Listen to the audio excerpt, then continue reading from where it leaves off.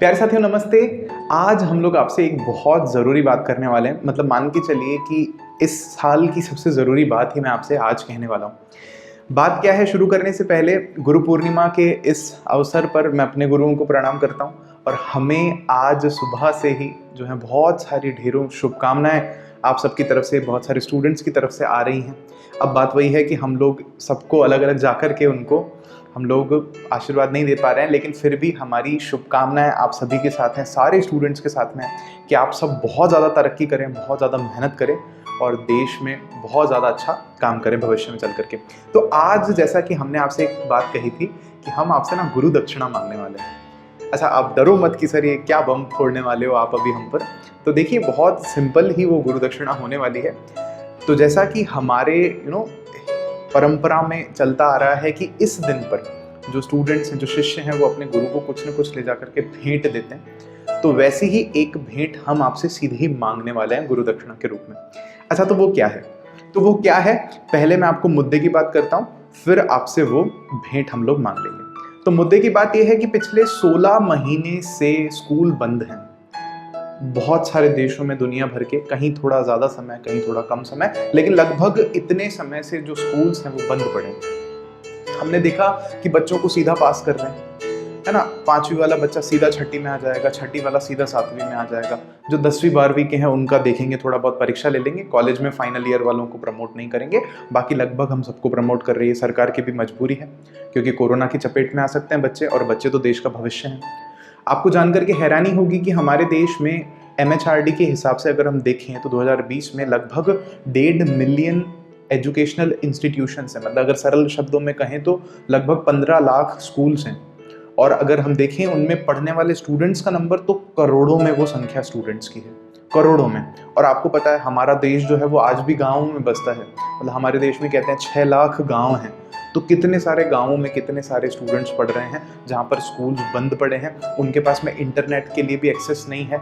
या आप भी देखेंगे आपके आस पड़ोस में कि सारे परिवार इतने सक्षम नहीं है कि सबके पास फ़ोन हो, लैपटॉप हो, कंप्यूटर हो, फिर इंटरनेट भी हो इतना तेज।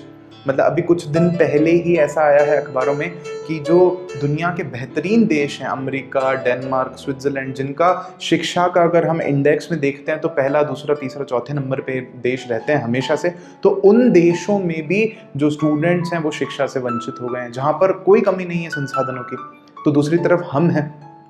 तो हमारे देश में आप नोटिस करोगे अभी जो भी यूट्यूब पर या जो बड़े बड़े प्लेटफॉर्म्स हैं जो थोड़ा बहुत फीस लेकर के एजुकेशन प्रोवाइड करा रहे हैं या फ्री एजुकेशन प्रोवाइड करा रहे हैं, उन सबका जो फोकस है वो बोर्ड की कक्षाओं पर है। 10वीं कक्षा, 12वीं कक्षा, और केवल उन्हीं पर बहुत ज़्यादा फोकस। अगर आप हमारी भी बात करें लर्न एंड शेयर, तो हम भी लास्ट ईयर केवल 10वीं के बच्चों को पढ़ा पाए थे।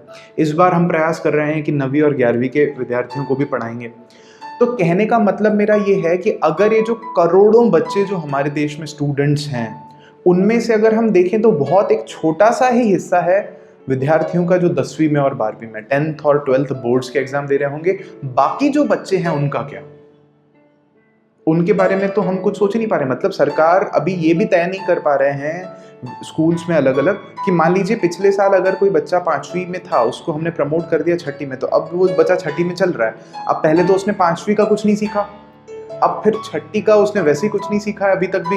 तो हम क्या करें उसको? मतलब छठी की किताबें पढ़ाएंगे जब वो स्कूल में आएगा, या वो अगले साल उसको फिर 7वीं किताब पढ़ाएंगे, या फिर 5वीं की भी उसको मिला करके पढ़ाएंगे? तो बड़ी समस्या खड़ी हो गई है। वो बच्चों का शिक्षा का बहुत ज्यादा नुकसान हो रहा है, बहुत ज्यादा।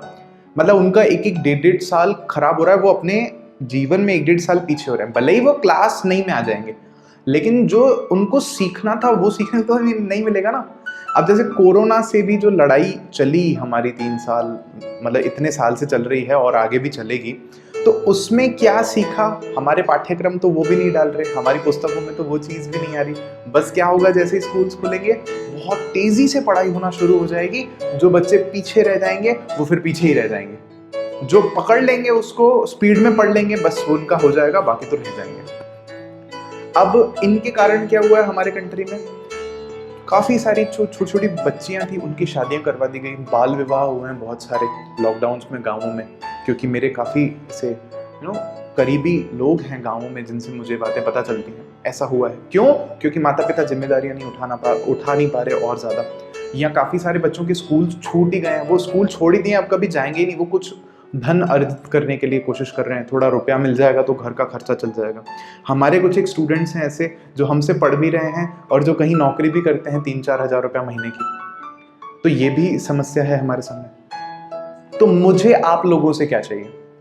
मैं चाहता हूं कि आप और हम मिलकर के ना एक कैंपेन चलाएं, हैशटैग मैं भी शिक्षक। मतलब आपको और मुझे, हम सबको शिक्षक बनना है। गुरु पूर्णिमा पर बस मैं यही आपसे क्या मांग रहा हूं, हम लोग आपसे यही गुरु दक्षिणा मांग रहे हैं कि आप भी शिक्षक बनिए। अच्छा, कैसे बनना है? सरल है, बहुत सरल है। मान लीजिए आप 10वीं कक्षा में हो, तो आपके आसपास में कोई 8वीं का बच्चा है, तो आप उसको क्यों नहीं पढ़ा सकते? कोई 5वीं क्लास का बच्चा है, तो उसको आप थोड़ा समय क्यों नहीं निकाल करके पढ़ा सकते हो?